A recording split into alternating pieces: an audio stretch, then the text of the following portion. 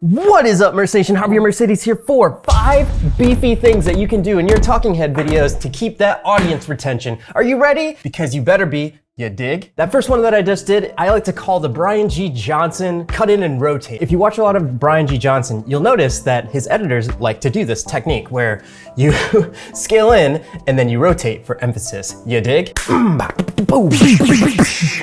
The next tip I have for you is to be jump cutting your cuts. Hey, if I'm over here and then I'm over here talking to you and then I'm right back in front of the computer, you better have tacos. So everything that you just saw was from the same tripod in the same position. Obviously, I'm moving around the area, but I'm jump cutting in between each cut. I'm not taking time to show you me moving from spot to spot. The same thing can be said for me talking right now. If I take out all of my breaths, that shortens everything a little bit and it doesn't let the brain wander while it's watching the video. The key to successful jump cutting, in my opinion, is cutting to the action and then letting the audio play out underneath the new clip that's coming. So let me show you what I mean. Look at this whole section that I just played for you on camera. If you look closely, I'm letting this audio play out from all of these clips, but the visual is coming in on top of that. A good key point right here is my last it goes and then I slide into the camera. Watch.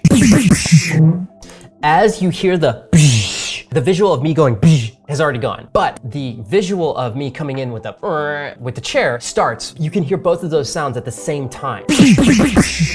It just helps tighten up your mix. I can't stress this enough. For those that are new to jump cutting, learn to stagger your audio, and it can work both ways. You can start the audio before something's on screen, or you can let the audio trail off while something new is on screen. The third tip I have for you is to throw items onto the screen. Like for no apparent reason, I could be doing the swimming emoji on the screen like this. The fourth tip I have is the artificial zoom in with the tracking of the face. You see Logan Paul and PewDiePie do this all the time.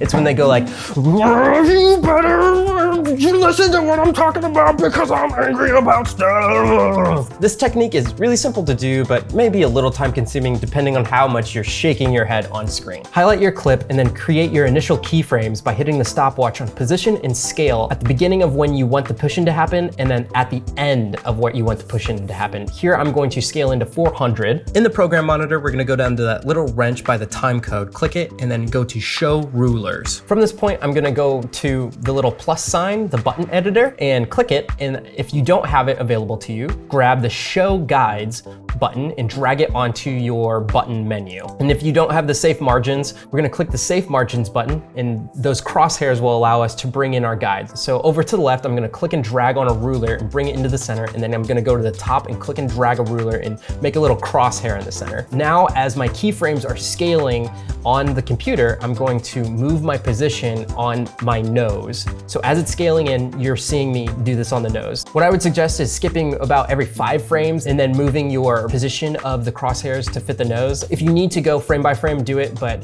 the more you can skip, the faster this technique will be. Now you could track this in After Effects, but I'm already here in Premiere Pro and I'm doing it manually.